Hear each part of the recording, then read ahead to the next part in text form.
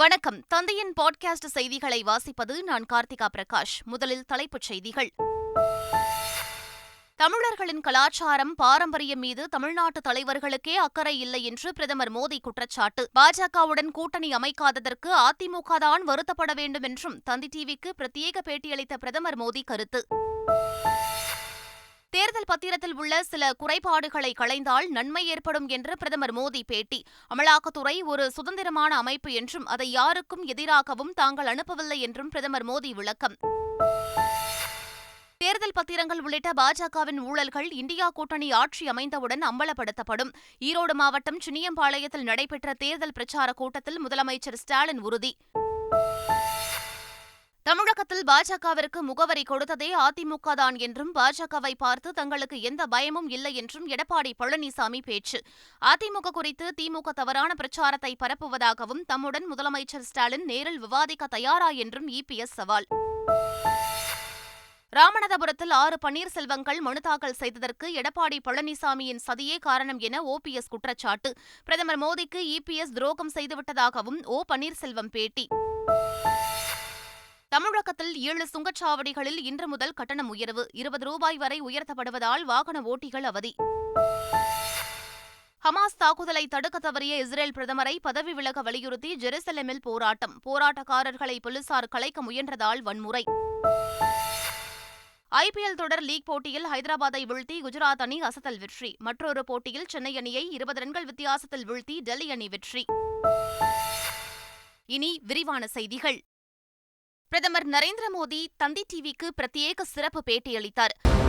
வணக்கம் prime minister. வணக்கம். எப்படி இருக்கீங்க? நல்லா இருக்கேன்.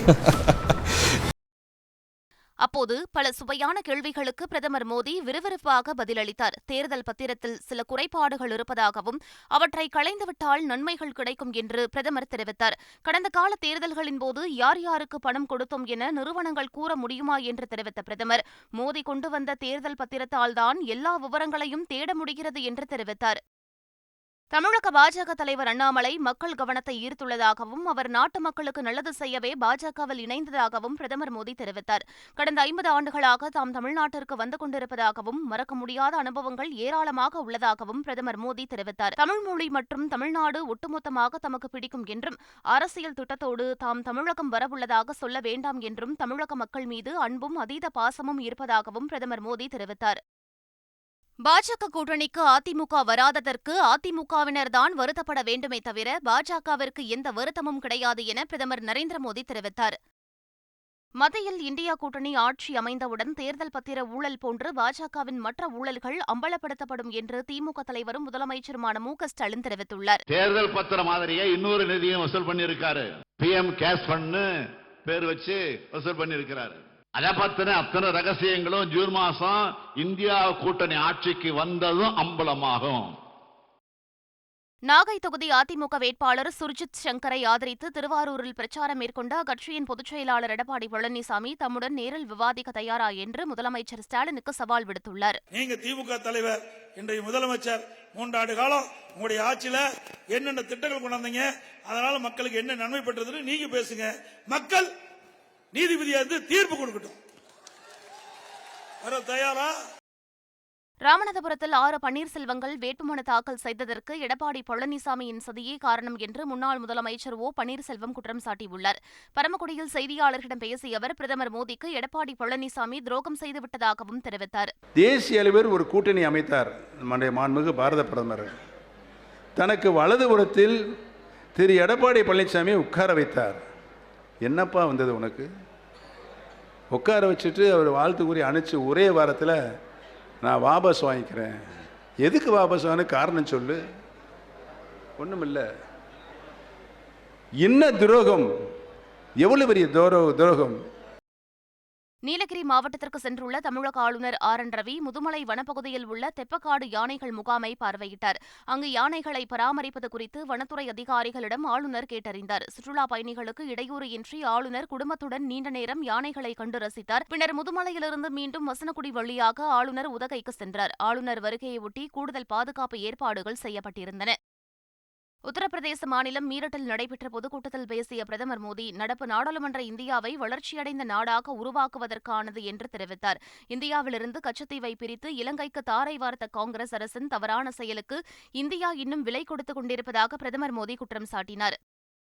கடந்த 10 ஆண்டுகளாக ஆட்சியில் உள்ள பிரதமர் மோடி கச்சத்தீவை மீட்க ஏன் நடவடிக்கை எடுக்கவில்லை என்று மத்திய சென்னை திமுக வேட்பாளர் தயாநிதி மாறன் கேள்வி எழுப்பியுள்ளார். இதனிடையே கச்சத்தீவு விவகாரத்தை தேர்தல் நேரத்தில் மட்டும் பிரதமர் மோடி பேசுவதாக குற்றம் சாட்டியுள்ள தமிழ்நாடு காங்கிரஸ் தலைவர் செல்வ பெருந்தகை, கச்சத்தீவை மீட்க நடவடிக்கை எடுக்க வேண்டியதுதானே என கேள்வி எழுப்பியுள்ளார். இதனிடையே தேர்தலுக்காக தான் கச்சத்தீவு விவகாரத்தை பிரதமர் மோடி கையில் எடுத்துள்ளதாக அதிமுக முன்னாள் அமைச்சர் ஜெயக்குமார் விமர்சித்துள்ளார்.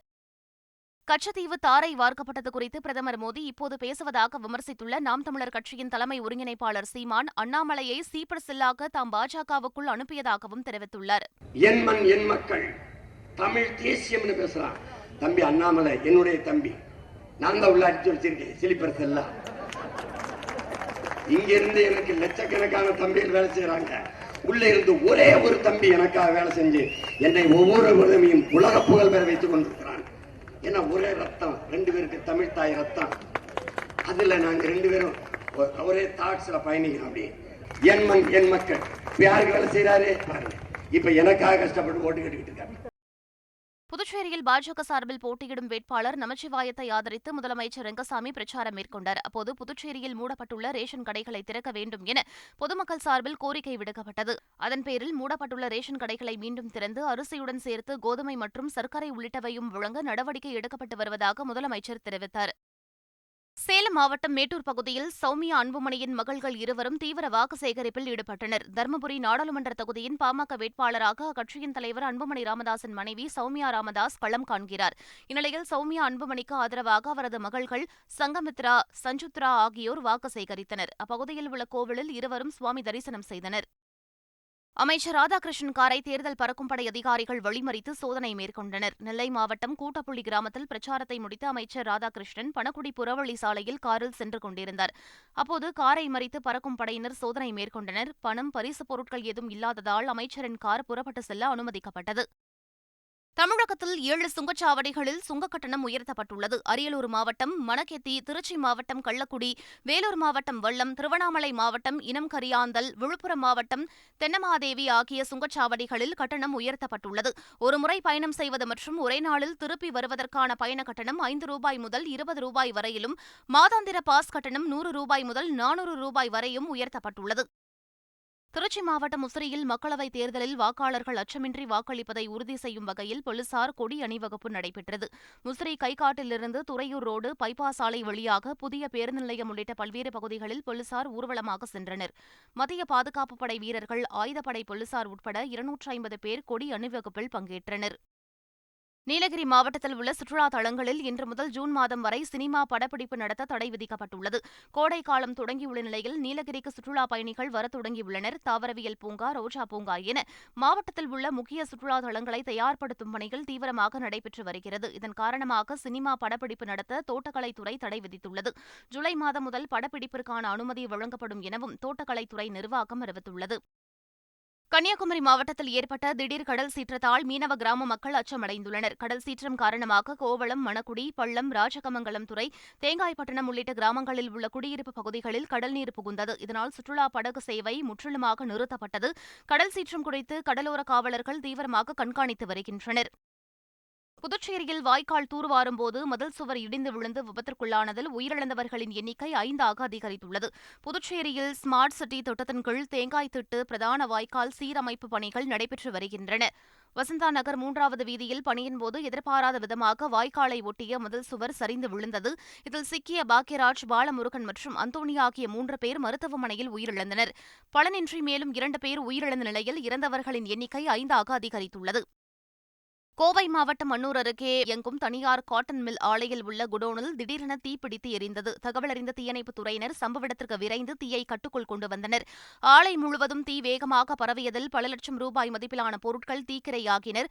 நேற்று ஞாயிற்றுக்கிழமை என்பதால் தொழிலாளர்கள் யாரும் பணிக்கு வராததால் உயிர் சேதம் தவிர்க்கப்பட்டது. தூத்துக்குடி மாவட்டம் ஆறுமுகநேரி சோதனைச் சாவடியில் போலீசார் கண்காணிப்பு பணியில் ஈடுபட்டிருந்தனர். அப்போது அவ்வழியாக வந்த காரை நிறுத்தி சோதனை செய்ததில் காரில் சுமார் 20 கிலோ கஞ்சா இருந்தது கண்டுபிடிக்கப்பட்டது. இதனையடுத்து கஞ்சாவை பறிமுதல் செய்த போலீசார் கடத்தலில் ஈடுபட்ட 6 பேரை கைது செய்து விசாரணை மேற்கொண்டு வருகின்றனர். ஜாஃபர் சாதிக் விவகாரத்தில் திரைப்பட இயக்குநர் அமீருக்கு போதைப்பொருள் தடுப்பு பிரிவு அதிகாரிகள் சம்மன் அனுப்பியுள்ளனர். 2000 கோடி ரூபாய் போதைப் பொருட்கள் கடத்தல் வழக்கில் ஜாஃபர் சாதிக் மற்றும் அவரது கூட்டாளி சதா ஆகியோரை மத்திய போதைப்பொருள் தடுப்பு பிரிவு அதிகாரிகள் கைது செய்து சிறையில் அடைத்தனர். இவ்விவகாரம் தொடர்பாக வரும் 2ஆம் தேதி காலை 10 மணியளவில் விசாரணைக்கு ஆஜராக திரைப்பட இயக்குநர் அமீர், ஜாஃபர் சாதிக்கின் தொழில் ரீதியான நண்பர்களான அப்துல் பாசித் புகாரி, சையத் இப்ராஹிம் ஆகியோருக்கு மத்திய போதைப்பொருள் தடுப்பு பிரிவு அதிகாரிகள் சம்மன் அனுப்பியுள்ளனர். இதனிடையே விசாரணை எதிர்கொள்ள தயார் எனவும் தன் மீது தவறில்லை என நிரூபிப்பேன் எனவும் இயக்குநர் அமீர் தெரிவித்துள்ளார். மதுபான கொள்கை முறைகேடு வழக்கில் டெல்லி முதலமைச்சர் அரவிந்த் கெஜ்ரிவால் அமலாக்கத்துறையினரால் கைது செய்யப்பட்டுள்ளதை கண்டித்து டெல்லி ராம்லீலா மைதானத்தில் பேரணி கூட்டம் நடைபெற்றது. இதில் காங்கிரஸ் தலைவர் மல்லிகார்ஜுன கார்கே, மூத்த தலைவர்கள் சோனியா காந்தி, ராகுல் காந்தி, மார்க்சிஸ்ட் கம்யூனிஸ்ட் பொதுச் செயலாளர் சீதாராம் யெச்சூரி, இந்திய கம்யூனிஸ்ட் பொதுச் செயலாளர் டி ராஜா, திமுக எம்பி திருச்சி சிவா, விடுதலை சிறுத்தைகள் தலைவர் திருமாவளவன் உள்ளிட்ட இந்தியா கூட்டணி கட்சி தலைவர்கள் பலர் பங்கேற்றனர். டெல்லியில் இந்தியா கூட்டணி பேரணி கூட்டத்தில் பேசிய காங்கிரஸ் எம்பி ராகுல் காந்தி, ஜார்க்கண்ட் மற்றும் டெல்லி மாநில முதலமைச்சர்களை சிறையில் தள்ளி பிரதமர் மோடி ஜனநாயக படுகொலை செய்ததாக குற்றம் சாட்டினார். எதிர்க்கட்சிகளை தேர்தலில் போட்டியிட விடாமல் செய்வதுதான் பாஜகவின் வேலை என்றும், இந்தியர்களின் குரலை யாராலும் ஒடுக்கவோ நசுக்கவோ முடியாது என்று அவர் தெரிவித்தார். அரசியல் சட்டத்தை காப்பாற்றவும் ஏழைகளின் உரிமைகளுக்காகவும் இந்த பேரணி நடத்தப்படுவதாக ராகுல் காந்தி தெரிவித்தார். மேற்குவங்க மாநிலம் ஜல்பைகுரி மாவட்டத்தை புரட்டி போட்ட புயலால் 5 பேர் உயிரிழந்துள்ளனர். புயல் காரணமாக பல வீடுகள் இடிந்து விழுந்தன, மரங்கள், மின்கம்பங்கள் சாய்ந்தன. இதனால் காயமடைந்த ஏராளமானோர் மருத்துவமனையில் அனுமதிக்கப்பட்டுள்ளனர். அவர்களை முதலமைச்சர் மம்தா பானர்ஜி ஜல்பைகுரியில் மருத்துவமனையில் சந்தித்து ஆறுதல் தெரிவித்தார். பின்னர் செய்தியாளர்களிடம் பேசிய அவர், பாதிக்கப்பட்ட மக்களுக்கு அனைத்து உதவிகளையும் அரசு செய்து வருவதாக கூறினார். இதனிடையே புயலில் சிக்கி உயிரிழந்த 5 பேரின் குடும்பத்திற்கு பிரதமர் மோடி இரங்கல் தெரிவித்துள்ளார்.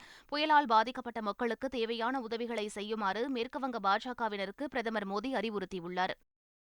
அசாம் மாநிலம் கவுஹாத்தியில் கடுமையான புயல் மற்றும் கனமழை காரணமாக விமான நிலைய முனைய கட்டிடத்திற்குள் தண்ணீர் புகுந்தது. விமான நிலைய கூரையின் சிறிய பகுதி திடீரென இடிந்து விழுந்தது. நல்வாய்ப்பாக யாருக்கும் காயமோ உயிர் சேதமோ ஏற்படவில்லை. மோசமான வானிலையால் 6 விமானங்கள் அகர்தாலா மற்றும் கொல்கத்தாவிற்கு திருப்பி அனுப்பப்பட்டன. இயல்பு நிலைக்கு பின்னர் விமான சேவை தொடங்கியது. இங்கிலாந்து மன்னர் 3ஆம் சார்லஸ் தமது மனைவியும் ராணியுமான கெமிலாவுடன் வின்ஸ்டர் சர்ச்சில் நடைபெற்ற ஈஸ்டர் பிரார்த்தனை நிகழ்ச்சியில் கலந்து கொண்டார். 75 வயதான மன்னர் சார்லஸுக்கு புற்றுநோய் பாதிப்பு உள்ளதாக பக்கிங்ஹாம் அரண்மனை அறிவித்த நிலையில் நீண்ட நாட்களுக்கு பிறகு அவர் பொதுவெளியில் வந்து பங்கேற்றார். பிரார்த்தனை முடிந்து சர்ச்சிலிருந்து வெளியே வந்த மன்னர் சார்ல்ஸையும் ராணி கெமிலாவையும் பொதுமக்கள் அன்புடன் வரவேற்று மகிழ்ந்தனர். இஸ்ரேல் அரசுக்கு எதிராக ஜெருசலேம் நகரில் பெரும் போராட்டம் வெடித்தது. ஹமாஸ் தாக்குதலை தடுக்க தவறிய இஸ்ரேல் பிரதமர் பெஞ்சமின் நெத்தன்யாஹூ தலைமையிலான அரசு பதவி விலக கோரி போராட்டத்தில் ஈடுபட்டவர்கள் முழக்கங்களை எழுப்பினர். அவர்களை போலீசார் கலைக்க முயன்றபோது வன்முறை வெடித்தது. தீ வைப்பு உள்ளிட்ட செயல்களில் ஈடுபட்ட போராட்டக்காரர்களை தண்ணீரை பீச்சியடித்து போலீசார் கலைக்க முயன்றனர். பலர் கைது செய்யப்பட்டனர். அப்பகுதியே போர்க்களம் போல் காட்சியளித்தது. ஐபிஎல் தொடரின் 12வது லீக் போட்டியில் ஹைதராபாத்தை 7 விக்கெட் வித்தியாசத்தில் குஜராத் வென்றது. அகமதாபாத்தில் உள்ள நரேந்திர மோடி மைதானத்தில் நடைபெற்ற இப்போட்டியில் டாஸ் வென்ற ஹைதராபாத் பேட்டிங்கை தேர்வு செய்தது. சீராக விக்கெட்டுகளை இழந்து தடுமாறிய ஹைதராபாத் அணி 20 ஓவர்களில் 8 விக்கெட் இழப்பிற்கு 162 ரன்கள் எடுத்தது. தொடர்ந்து விளையாடிய குஜராத் அணி கடைசி ஓவரின் முதல் பந்தில் 3 விக்கெட் இழப்பிற்கு 168 ரன்கள் எடுத்தது. 7 விக்கெட்டுகள் வித்தியாசத்தில் வெற்றி பெற்றது. இதனிடையே ஐபிஎல் தொடரின் 13வது லீக் போட்டியில் சென்னை அணியை 20 ரன்கள் வித்தியாசத்தில் டெல்லி வீழ்த்தியது. மீண்டும் தலைப்புச் செய்திகள். தமிழர்களின் கலாச்சாரம், பாரம்பரியம் மீது தமிழ்நாட்டு தலைவர்களுக்கே அக்கறை இல்லை என்று பிரதமர் மோடி குற்றச்சாட்டு. பாஜகவுடன் கூட்டணி அமைக்காததற்கு அதிமுக தான் வருத்தப்பட வேண்டும் என்றும் தந்தி டிவிக்கு பிரத்யேக பேட்டியளித்த பிரதமர் மோடி கருத்து. தேர்தல் பத்திரத்தில் உள்ள சில குறைபாடுகளை களைந்தால் நன்மை ஏற்படும் என்று பிரதமர் மோடி பேட்டி. அமலாக்கத்துறை ஒரு சுதந்திரமான அமைப்பு என்றும் அதை யாருக்கும் எதிராகவும் தாங்கள் அனுப்பவில்லை என்றும் பிரதமர் மோடி விளக்கம். தேர்தல் பத்திரங்கள் உள்ளிட்ட பாஜகவின் ஊழல்கள் இந்தியா கூட்டணி ஆட்சி அமைந்தவுடன் அம்பலப்படுத்தப்படும். ஈரோடு மாவட்டம் சின்னியம்பாளையத்தில் நடைபெற்ற தேர்தல் பிரச்சார கூட்டத்தில் முதலமைச்சர் ஸ்டாலின் உறுதி. தமிழகத்தில் பாஜகவிற்கு முகவரி கொடுத்ததே அதிமுக தான் என்றும் பாஜகவை பார்த்து தங்களுக்கு எந்த பயமும் இல்லை என்றும் எடப்பாடி பழனிசாமி பேச்சு. அதிமுக குறித்து திமுக தவறான பிரச்சாரத்தை பரப்புவதாகவும் தம்முடன் முதலமைச்சர் ஸ்டாலின் நேரில் விவாதிக்க தயாரா என்றும் இபிஎஸ் சவால். ராமநாதபுரத்தில் 6 பன்னீர்செல்வங்கள் மனு தாக்கல் செய்ததற்கு எடப்பாடி பழனிசாமியின் சதியே காரணம் என ஓபிஎஸ் குற்றச்சாட்டு. பிரதமர் மோடிக்கு இபிஎஸ் துரோகம் செய்துவிட்டதாகவும் ஓ பன்னீர்செல்வம் பேட்டி. தமிழகத்தில் 7 சுங்கச்சாவடிகளில் இன்று முதல் கட்டணம் உயர்வு, 20 ரூபாய் வரை உயர்த்தப்படுவதால் வாகன ஓட்டிகள் அவதி. ஹமாஸ் தாக்குதலை தடுக்க தவறிய இஸ்ரேல் பிரதமரை பதவி விலக வலியுறுத்தி ஜெருசலேமில் போராட்டம். போராட்டக்காரர்களை போலீசார் கலைக்க முயன்றதால் வன்முறை. ஐபிஎல் தொடர் லீக் போட்டியில் ஹைதராபாத்தை வீழ்த்தி குஜராத் அணி அசத்தல் வெற்றி. மற்றொரு போட்டியில் சென்னை அணியை 20 ரன்கள் வித்தியாசத்தில் வீழ்த்தி டெல்லி அணி வெற்றி. இத்துடன் பாட்காஸ்ட் செய்திகள் நிறைவு பெறுகின்றன. வணக்கம்.